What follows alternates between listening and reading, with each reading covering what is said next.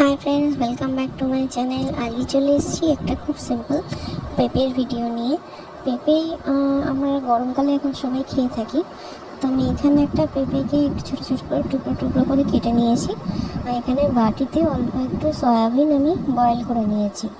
কড়াইতে তেল দিয়ে আমি তার মধ্যে দিয়েছি জিরে আর কাঁচা লঙ্কা ফোড়ন। এবারে জিরে কাঁচা লঙ্কা ফোড়ন দেওয়ার পরে আমি দিয়ে দেবো ছোটো করে কাটা পেঁপেগুলো। এবার সামান্য নুন আর হলুদ দিয়ে আমি এগুলোকে ভালো করে একটু ফ্রাই করে নেবো। একটু হালকা হালকা লাল করার মতন ফ্রাই করব। তারপরে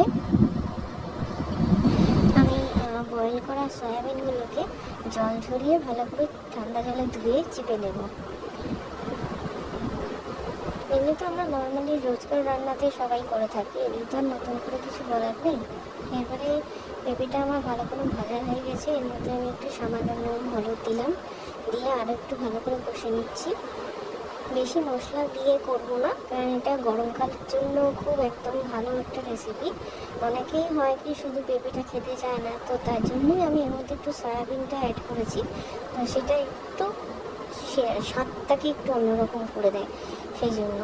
আচ্ছা, এবারে হয়ে গেছে। এবার আমি এর মধ্যে দিলাম সামান্য জিরে গুঁড়ো আর একটা টমেটো আমি কেটে ছোটো ছোটো করে কেটে রেখেছিলাম। এই টমেটোটা আমি পেঁপেটার মধ্যে দিয়ে দেবো।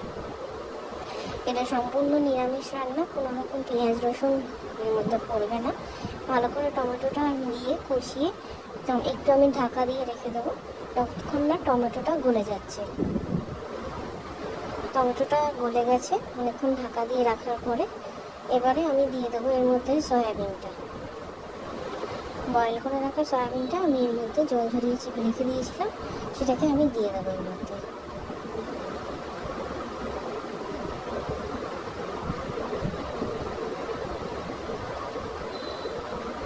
সয়াবিনটা দেওয়ার পরে আমি একটু ভালো করে নেড়ে চেড়ে নেবো, অনেকক্ষণ ঢাকনা দিয়ে কষিয়ে নেবো।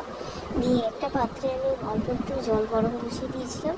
জলটা হালকা গরম হওয়ার পরে সেটা আমি কড়াইয়ের মধ্যে দিয়ে দেবো। দিয়ে যতক্ষণ না ঝোলটা ফুটছে ততক্ষণ আমি রেখে দেবো। ঝোলটা ফুটে যাওয়ার পরে এর মধ্যে আর কিছু সেরকম লাগছে না, আপনারা ইচ্ছে করলে সামান্য একটু চিনি দিতে পারেন। পেঁপেটা ভালোভাবে গলে গেছে। এবারে একটা পেঁপে নামিয়ে নিয়ে আমি থালাতে দেখাচ্ছি পেঁপেটা কি সুন্দর গলে গেছে, সেদ্ধ হয়ে গেছে খুব সুন্দরভাবে। এবারে আমি গ্যাসটা অফ করে দেবো। আর এর মধ্যে নামানোর সময় অল্প একটু সামান্য ঘি গরম মশলা দিয়ে দেবো। আমার একটু নুনটা কম মনে হচ্ছিলো, তাই আমি একটু নামানোর সময় একটু নুনটাও অ্যাড করে দিয়েছি। জলটা কি সুন্দর শুকিয়ে গেছে, একটু মাখো মাখো হয়ে গেছে। এরপরে আমি এটাকে নামিয়ে নিচ্ছি, ঘি গরম মশলা দিয়ে দেবো। তো এটাই ছিল আজকের ভিডিও। থ্যাংক ইউ পুরোটা দেখা।